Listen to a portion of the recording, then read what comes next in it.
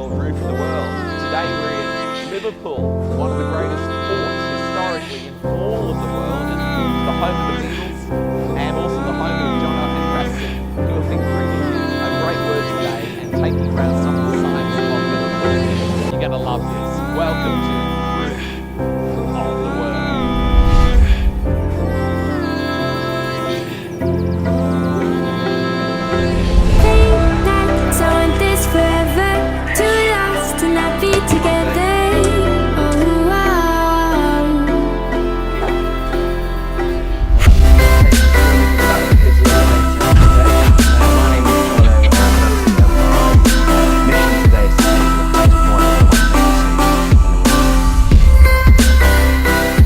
Also going to do is take you on a tour of Liverpool to show you how good this place really is. So as we travel across Liverpool, I've been asked if I would share something, a message that I've recently received. The name of that message is how to face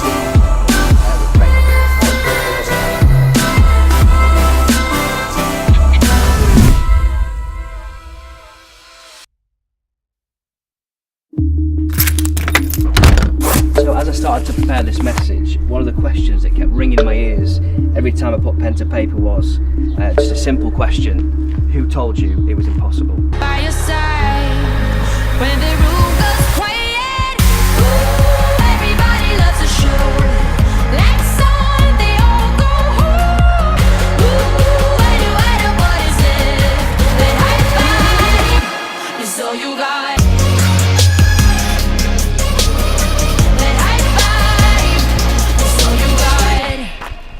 So as I thought more about that question, who told you it was impossible, I started to look at my own life over the last 5 or 10 years, and I began to realise that there were miracles all over the place in all different shapes and sizes, and even some miracles in my life that I'd not expected, but they were still there. And what I want to do as we travel into Liverpool is I want to just take you to see some of those miracles and just to identify what God's done across the journey in the last 5 or 10 years.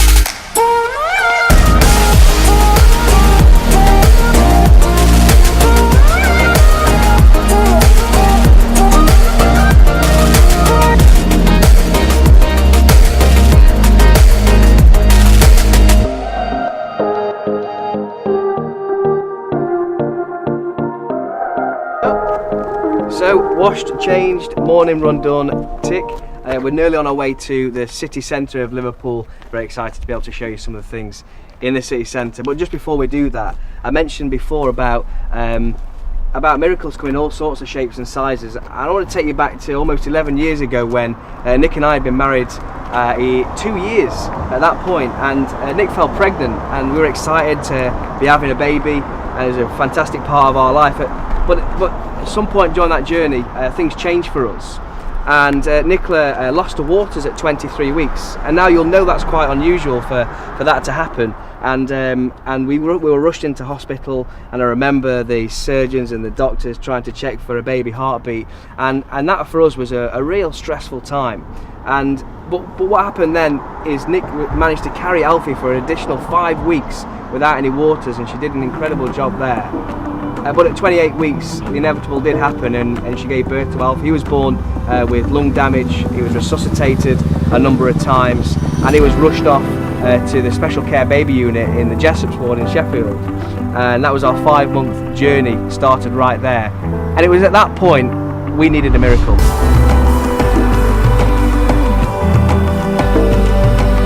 Who told you it was impossible? For us it was now the doctors telling them that it was highly unlikely to alter his life. In fact, the outcome was bleak, one of no hope and very low expectations, and a positive outcome as well.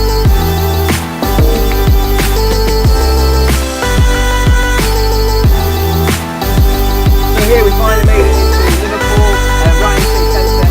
Quick one on the way past. This is the Delta. Alright, let's go.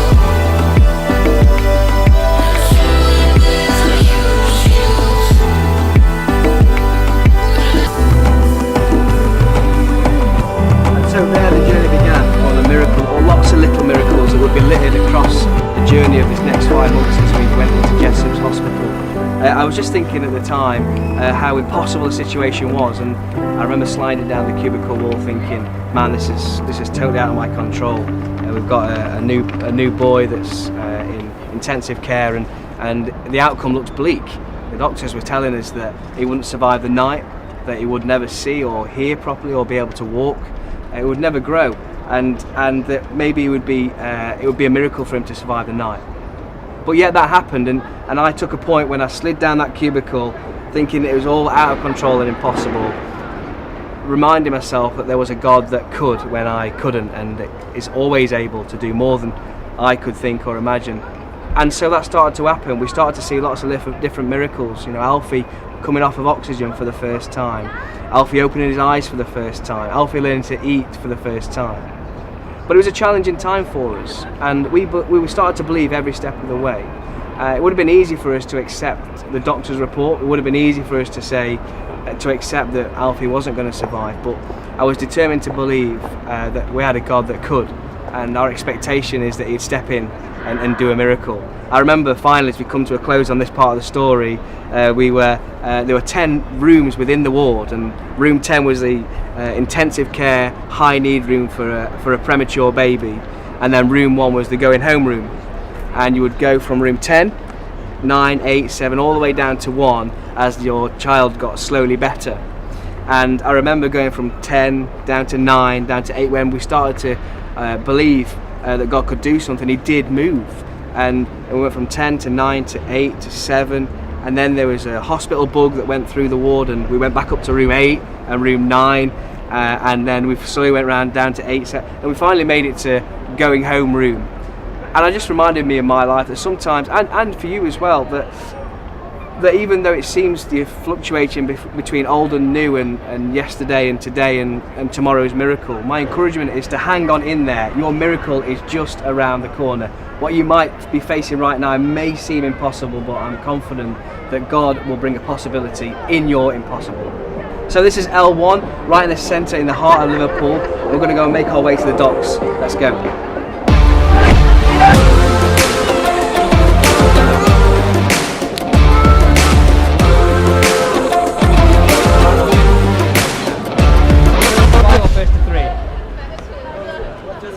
First to 5, okay, first to 5.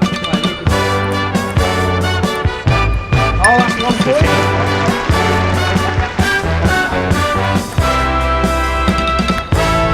I'm really good at it, though. What's that? Is that 1 all? 2, 1, 4. 3-1, they're putting the pressure on now.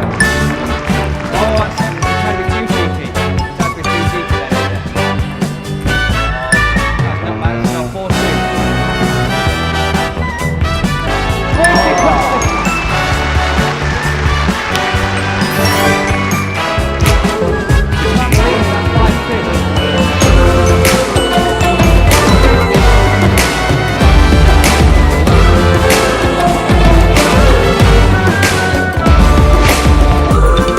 Here we are behind me, you can see the Albert Dock, which sees over 6 million visitors every single year. A couple of other interesting facts about this place as well. It's built from over 23 million bricks, which is incredible. It was also the first non-combustible warehouse in the world, which means it's built from cast iron, brick and stone, so there's no wooden construction in the Albert Dock. What an incredible building.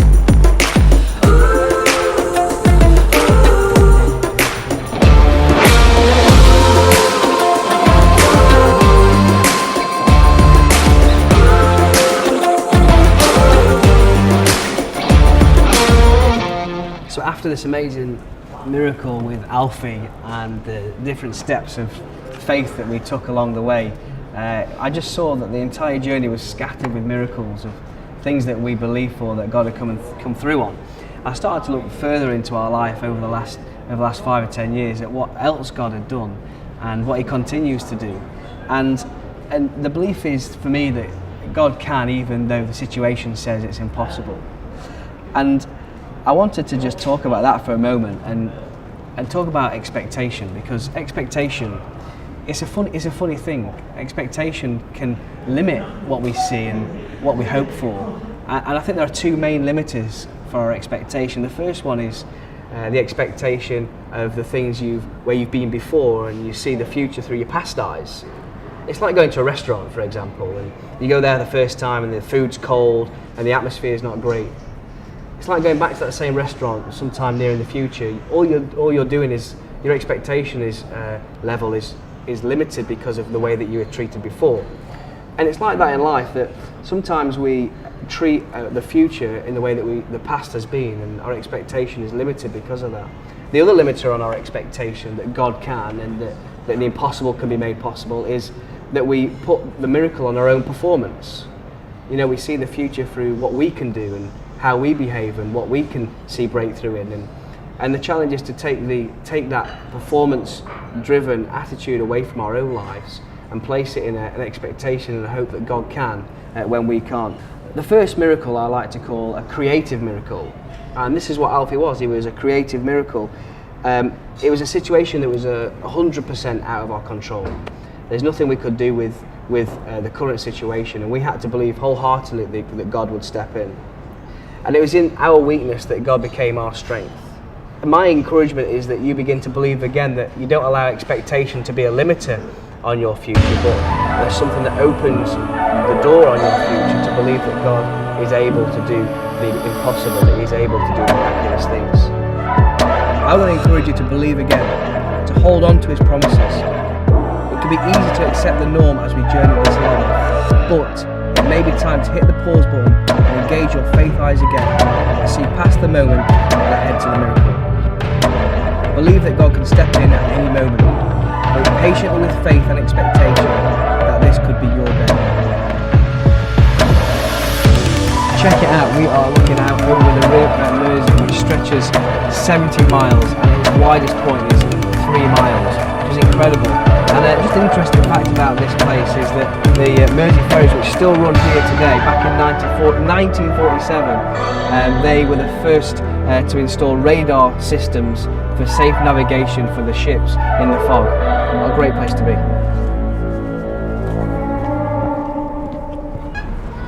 Close your eyes and I'll kiss you. Tomorrow I'll miss you. Remember I'll always be true. And while I'm away, I'll ride home every day, and I'll send all my loving to you. And while I'm away, I'll ride home every day, and I'll send all my loving to you. All my loving I will send to you. All my loving I'll be true. One day. So you can see behind me there the Royal Liver building, and you'll see on top of that 2 liver birds. They stand at 18 foot tall and made out of copper with a wingspan of 24 foot per bird. And a local legend says that one of those birds is to look out towards the sea to take care of the seamen, the prosperity of the city, whilst the other bird looks towards the land to take care of the families while the men are out at sea. And that was one of the local legends. You'll notice as well that the crest is on one of the most famous football teams in the world. That's Liverpool Football Club.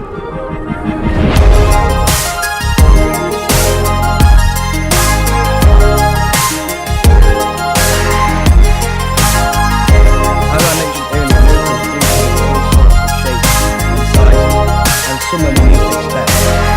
I remember meeting Nick for the first time, then onto our first date, and eventually we were married. But we rewind the story just a little. We met in church in Sheffield, and we met out of a situation that didn't look particularly good. I was coming out of a broken family. My hero of a mum and my 2 brothers, we moved to Sheffield to live after the breakdown of the family, and we found church. And it was during that time that I met Nicola. We went on our first date and then eventually got married. It sounds really simple, but during that time there was a lot of brokenness and hopelessness, and there was a lot of healing that needed to happen. And what I realised is that the relational miracle was on its way, looking back, but God wasn't just dealing with what was happening right now, He was preparing me for my future. And I love that about God's nature, that he doesn't just deal with what you're working on now. He's always got your future in mind because He cares for you, and He wants you to succeed. He wants increase for your life.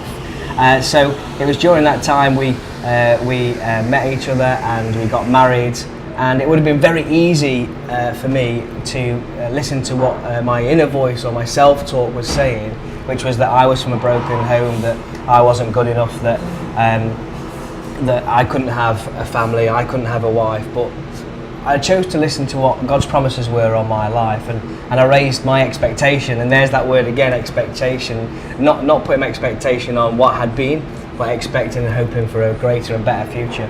And my encouragement for you today is that your relational miracle might just be around the corner for that friendship or that relationship that you've been hoping and dreaming for. My challenge to you today is that who said it is impossible? You know, God's lining that out for you, and right now it might seem that He's putting you back together, but just around that corner there's a miracle waiting to happen. It's a miracle. I can't even see. It's a miracle. So we just jumped in the cab and we're on our way to Stanley Park, which you might know is where both Goodison and Anfield sit. And just on our way there, I'll just bring you to another point, and this one is the dead end miracle. It starts with the story of moving across Liverpool from Sheffield to New and we did that to help pioneer and start the church in Liverpool, and we knew it was the right thing to do, so we packed our bags and we sold our house and bought a new house in here in Liverpool and took that step and got a job that enabled me to move over to Liverpool. And I remember it was all going so well, and we were in the right place at the right time. But just 2 days into moving into Liverpool, I got the phone call and got made redundant, and that's the kind of phone call that makes you think, man, this situation is impossible. We thought we were on the right track and we were going the right way, but the situation changed almost immediately. It would have been really easy at the time to just think that perhaps we'd made a mistake, perhaps that there was a different plan, that we'd not quite got it right. But what I came to understand is that a dead end miracle is often God moving us and repositioning us from perhaps good into great. And I began to realise that in that situation, and looking back now, it set me on course for the career that I've been blessed with today. So my encouragement to you is to stay the course.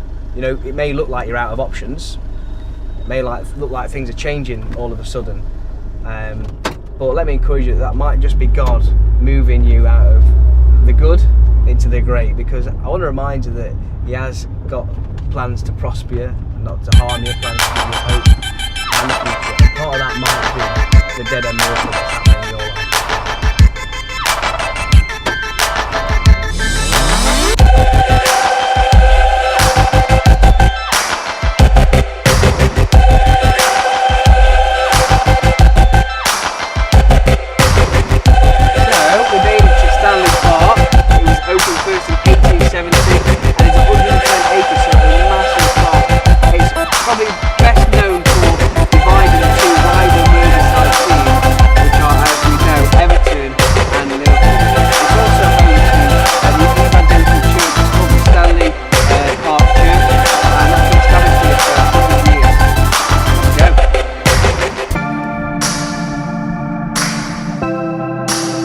Dead-end miracles often turn into position miracles.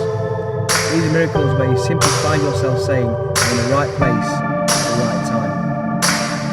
I'd started this new job and I was a little out of my comfort zone, but what I decided to do was to continue turning up and realise that I was called to that moment in time. I look at David actually in the Bible, and I look at the story of David and Goliath, and so often we can think that his calling came when he slayed Goliath. But the truth of it is that David was always called. You see, his calling never changed, it's just his circumstance and his position did. But the reason that David's miracle moment happened is because he did just keep turning up. It would have been so easy for him to slack off or not to do the job he'd been asked to do, tending the sheep in the field while his brothers were fighting a battle, and it would have been easy for him to hide because nobody would have been watching him. But my encouragement is that we do continue to turn up. I look at other characters in the Bible, Zacchaeus turned up and got his miracle. The woman with the issue of blood turned up and got her miracle. And I just look at those and I think, wow, there is such a power in turning up. And you look at the men that brought their friend, the paralysed man, to Jesus. They just turned up and lowered him through the ceiling and they received their miracle. And as I look at these and relate them to my own life, I realised in that job that I had to do that. Believe for the outcome that God would bring a miracle, but also serve right where I was.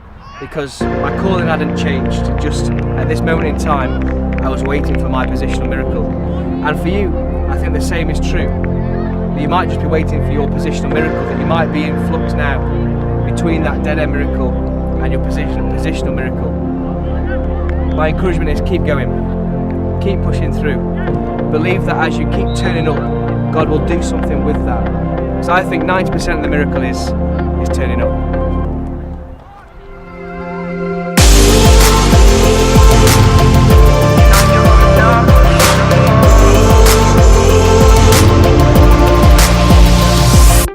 Because I kept turning up and believed that he had the best for me. So right now I'm the sales director for Continental Europe, and I took that position not so long ago, and it's exciting, and I'm really grateful that God has moved me into that position.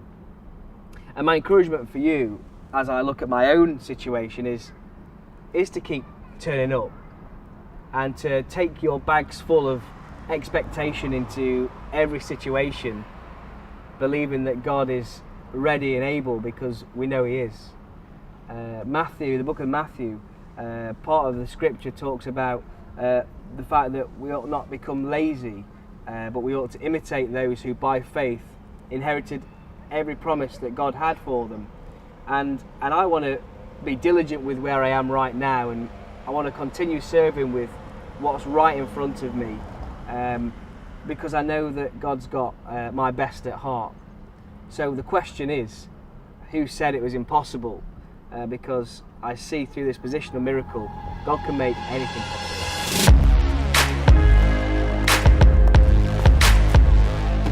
So here we are in Anfield, the home of Liverpool Football Club. But it didn't always used to be that way. When they were formed in 1892, Liverpool Football Club moved here to Anfield as Everton moved out of Anfield, which was their original home, after a dispute with the club president. This stadium is 54,000 capacity, making it the 6th largest stadium in the UK. And just my final fact really about this place, I love this statistic.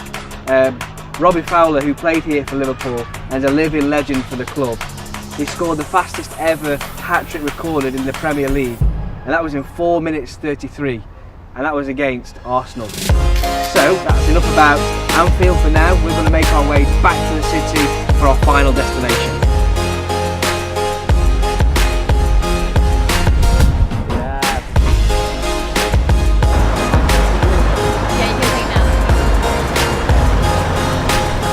Have a good one, mate. Yeah. So just made it back from Stanley Park. It's great to know some of the facts about Goodison and Anfield. And I want to bring you on to my next point. And this is just part of the Bible where Jesus starts talking to his disciples. And I love this part of the scripture where Jesus says, with God all things are possible. And the first word there is with. And that reminds me that it's a partnership, that it's a relationship, that God's with me, that He is in the now, that He cares about the current situation, and He is with me in it. And my encouragement for you in that is to trust Him in that, and to take a moment to say, God, I know that you care about the situation and you're with me. I think the second part of that for me is looking at the word all things are possible. I think I'll say that again. All things are possible, because it's so easy to rule out the things that we think are impossible and forgetting that with God all things are possible. And it's really important to remember that in your situation, because we can be narrowed in our focus. It's what I talked about earlier with your own ability, or the way that you could make this happen.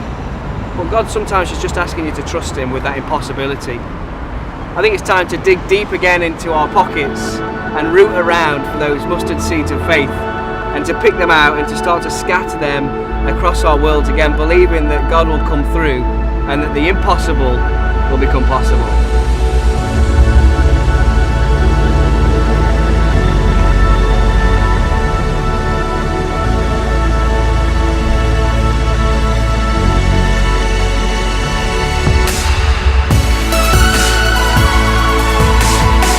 Hey, I don't know if you can see behind me, no, only kidding. Check it out, the filming. This is Liverpool Cathedral, our last stop of the day, one of the highest points in Liverpool. We've got some amazing facts I wanted to tell you just before we get inside and have a look at the place.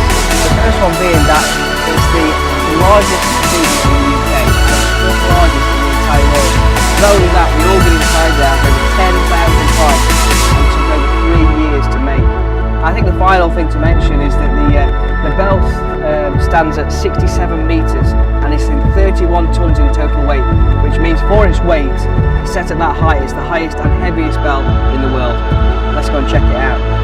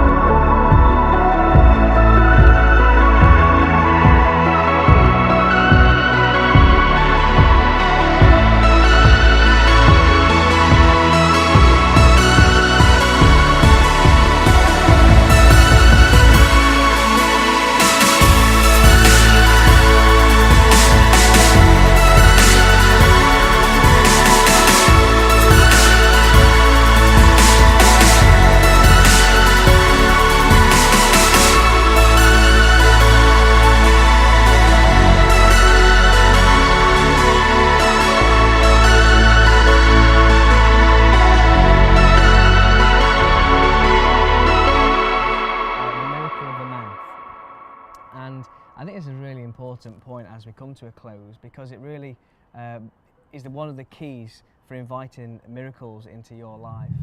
Proverbs 18:21 says, "The tongue has the power of life and death." What an incredible gift we have of speech, to speak life to things that we want to see grow.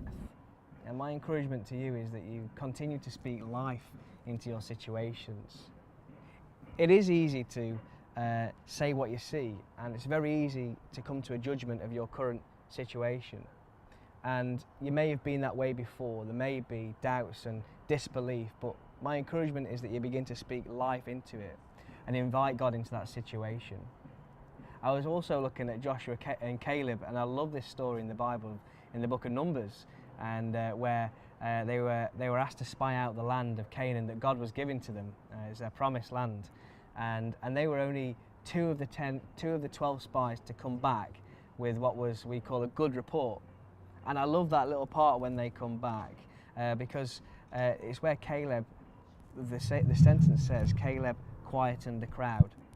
And I think that's the thing that our words have to do. They have to turn down the volume on disbelief and turn down the volume on judgment, because words of hope and faith and expectation will certainly invite the miracle into your world. I also love that Joshua and Caleb saw the same as everybody else, but decided to speak differently about it. And that might be the same for you. You might see what's right in front of you right now, but I encourage you to take a step back, a new perspective, a God perspective on it, where you attach the promises that He has for your life right now into your situation.